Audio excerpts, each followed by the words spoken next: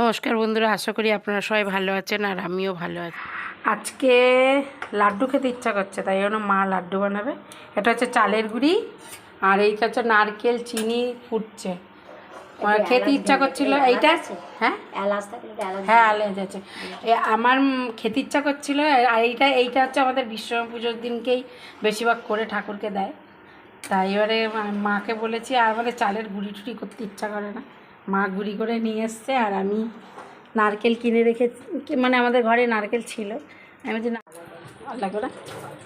এখানে নারকেল দিয়ে চিনি দিয়ে জল দিয়ে ফুটানো হচ্ছে, আর এই যে গুঁড়ি, আর এই এতটা গুঁড়ির মধ্যে মা নারকেল দুটো দেওয়া হয়েছে। আমাদের ঘরে 4টে নারকেল ছিল, তো মা বললো দুটোতেই হয়ে যাবে, তো 2টো নারকেল দিয়েছে এটাতে। আর একটুখানি সেদিনকে ভিডিওতে দেখলাম এইটাই করছে, কিন্তু গুঁড়ো দুধ দিচ্ছে। গুঁড়ো দুধও আছে আমার ঘরে, দেবা? আমি গুঁড়ো দুধ দিয়ে করিনি কোনোদিন, যাই না। ওরা দেখলাম গুঁড়ো দুধও দিয়েছে এই জলটা, বোধহয় টেস্ট হবে, খারাপ হবে না। টেস্ট হবে তাহলে। আছে ঘরে গুঁড়ো দুধ, যদি লাগে বলবা। এমনি দুধও তো ছিল, যদি তুমি জলটা কম দিয়ে এমনি দুধও তো দিতে পারো। আমরা তো দুধ দিয়ে করিনি, তার জন্য জানি। দুধ দিয়ে করলে তাহলে জানি। ঠিক আছে, যেরকম খাই সেরকম গুঁড়ো দুধ দিলে অল্প একটু দিয়ে দিই, টেস্ট হবে ভালো। টেস্ট হবে ভালো। যাই হোক, তারপরে আবার দেখাচ্ছি। পরে দিবি। আমি একদিক দিয়ে দিলাম আর আমার মা না হলো, হয়ে গেছে। এবার এটা লাড্ডু তৈরি হবে। অনেকটা বেশি দেখে মনে হয় যেন ওইটুকানি চান দেয়, বলো? হ্যাঁ, দেখে দেখে মনে হলো না অল্প গুঁড়ি, অনেকটা চান দেয় লাড্ডু। এটাকে ভদুয়া বলে, বলো? হ্যাঁ হ্যাঁ। আমাদের আগে বিশ্বকর্মা পুজোর দিন এমন কোনো বাড়ি ছিল না যে তার বাড়ি এটা না হয়। প্রত্যেকটা বাড়িতে হতো, সবাইকে দিত। প্রত্যেকটা বাড়িতে হতো, আর সবার ঠাকুরের সামনে পুজো হতো। আর আমরা এইগুলো খাওয়ার জন্য, এইগুলোর লোভে সবার বাড়িতে পুজো প্রসাদ নিয়ে দিতাম, বলে? আর প্রসাদ নিয়ে দিতাম, আর আগে বলতাম কি লাড্ডু বানাইছে, তাহলে প্রসাদ নেবো, নাহলে না।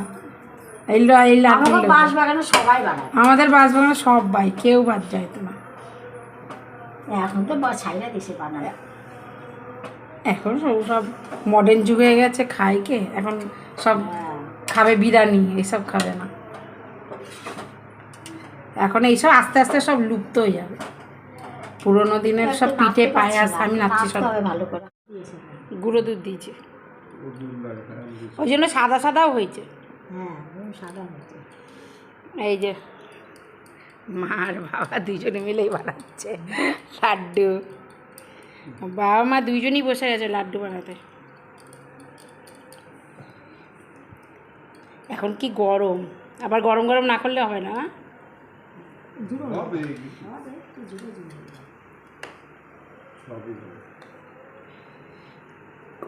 আমার শ্বশুরও খেতে ভালো, ভালো। আমার শ্বশুর কি খেতে না ভালো, আনলে আমার শ্বশুরও খাওয়া গেছে এই লাড্ডু। না করলে